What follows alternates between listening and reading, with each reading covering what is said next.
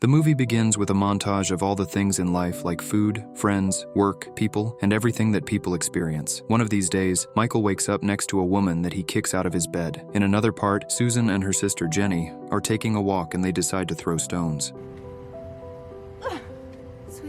They continue to do that until they get tired. Meanwhile, Michael is on a boat, going across the river to his job. He fastens his bike at the door but doesn't go inside. Susan makes it to work and runs into Stephen, who thinks she is sick because she hasn't been at work for a while. Not sick, just unhappy. They've been called to check out a patient, but before they could go outside, they learn from a woman that the man inside was supposed to go home but was suddenly experiencing new symptoms. He started losing meaning in life and then suddenly lost his sense of smell. So they don't waste any time and go to check on the patient. They introduce themselves and start asking him about his symptoms, but nothing has changed. She's an epidemiologist and shouldn't be talking to patients here. Because we've got 7 more just like him in Aberdeen. Not just in the city, but all across the world, hospitals have been reporting the same type of symptoms in patients in the last 24 hours. She assumed that there might be some sort of connection between these patients because they must have gotten it from each other, but there is no connection from any of them. It's almost like they all developed this independently. Donald is trying to get their attention so he can talk to his wife, but they are more worried about his condition than anything else. Later, in a restaurant where Michael works as a chef, he is talking to his co-workers while they are all in a rush, trying to get all of their orders delivered since they are in a dinner rush. One of them brings a fish to check if it's fresh. If it smells fishy, then it's not fresh. Meanwhile, Susan is working at home and she lives alone in a quiet house. She decides to call Jenny as she has a smoke out of her window. At the same time, Michael had gone to take out the trash when he realized that he was out of cigarettes. You wouldn't happen to have a spare cigarette? She tosses him the cigarette and the lighter. As he tries to toss the lighter back up, he introduces himself to her, but she just ignores him. Back at work, Stephen shows up expecting to know more about these illnesses. There's nothing that matches anything we know. They don't think it is contagious, but it is still spreading somehow. But they don't know the source or the cause, so Stephen just leaves without getting anything helpful from the two. The first sign is that people get overwhelmed with guilt about all the things that they've lost, like friends and family. The second is the loss of the sense of smell. It's called severe olfactory syndrome, or SOS, and Susan, along with her colleagues, are trying to figure out what it is. Meanwhile, Michael was riding his bike to work next to the river when he sees people wearing masks, despite it not being contagious. People are catching it left and right. Michael gets to work, but the restaurant is empty, so they have nothing to do. So they contemplate leaving early since no one is there. James brings out the laughing gas, despite Michael telling him not to, so he comes over to check him out. Sniff my finger? Yeah. Everyone leaves soon after while Michael stays there smoking. That's when Susan arrives at the area and takes a dig at him while she walks out of her car. She tells him a cute story about her father, but still doesn't give him much attention, so he takes a shot asking her for food. People aren't eating in restaurants these days and we've got a lot of spare food. He prepares her some food while she watches him intently and is impressed, but she doesn't want to make it obvious. She takes a bite and it's really good, so she keeps eating and doesn't even slow down. He asks her what she does for a job. Death and misery. What? She tells him how she's an epidemiologist, but he just goes to get her something sweet. Then she suddenly starts to break down and cry while she remembers her dad, so he gets her a towel, and she starts to calm down, but not for long, and it's clear that she has SOS. She's too broken up about it, so he takes her out in the rain and back to her house. She still hasn't stopped crying, so he stays with her as she starts to calm down while in bed, but then he starts to cry too. Michael wakes up in the morning in her bed and doesn't find her there. She's in her kitchen. The smell. All gone. He checks the tea and realizes that he can't smell either, but he decides to get up and leave her house. He lights up a cigarette as he prepares to go home. Later in her lab, Susan is checking her rabbits when Stephen shows up. He has SOS too and is glad he doesn't smell the dirty animals. She tells him that she's met someone, but she isn't sure where it's going. Meanwhile, at the restaurant, the crew is being told that they will need to bring out their best since their customers can't smell anymore. So when they get to cooking, all they can do is cook based on their experience and the little taste that they have. So they add more salt and sweetener just to bring it out. One day, Susan is reading a paper when she hears Michael whistling outside. He wants to take her out, but she continues to say no to all of his suggestions. Come on. They go on a walk in the city when they get to a woman playing the violin as she performs. The performance ends, and she takes him back to her place for a bit of fun. Later, in bed, she asks him to leave while she starts smoking. He then gives her a card in case she wants to get in touch before he leaves. Later, Michael is being chased by a street preacher before he gets home and in his bed. The next day, he is riding his bike in the cemetery when he runs into some people who walk by him, not being happy with him not having flowers. She loved flowers, Michael. Meanwhile, Susan is taking a walk with Jenny while they talk about Michael and her love life. Sounds nice. Later in the day, James is explaining a conspiracy about the cause of this SOS disease. Everyone has their theories. Environmentalists think it's caused by pollution, the intelligence agencies think it's caused by terrorists, and religious people think it's some kind of punishment from God. Even aliens are one of the dominant theories. One day, Susan was working when she saw a man running and followed him down the halls to find Stephen. They want to blow us up! They want to destroy us!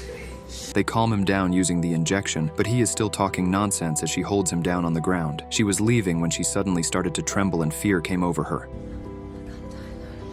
Barbara is there to calm her down and help her. James and the others are there in the kitchen to help him calm down as he keeps panicking. The end! You're all alone! James! Hunger follows the panicked state, and people scramble to get their hands on any sort of edible item they can find. They don't care about the quality of the cleanliness. They just grab anything they can find and stuff it in their mouth. Even toothpaste and lipstick aren't spared. Suddenly, Michael wakes up from his trance and so do the others, and they see just how mad they all went. Everyone soon realizes what they've done and immediately stops. Then Michael realizes he can't taste anything anymore, just like everyone else. He quickly rides off to find Susan, and she's glad to see him too, and they end up in bed together. He's worried about the other senses, but she doesn't know anything. They might go as well, or they won't. The next morning, she's still awake while she wonders about the world and how people don't seem to be fazed by the new symptoms. She's happy to be there with him, but he has to go to work. Forget it, Michael. We're closed.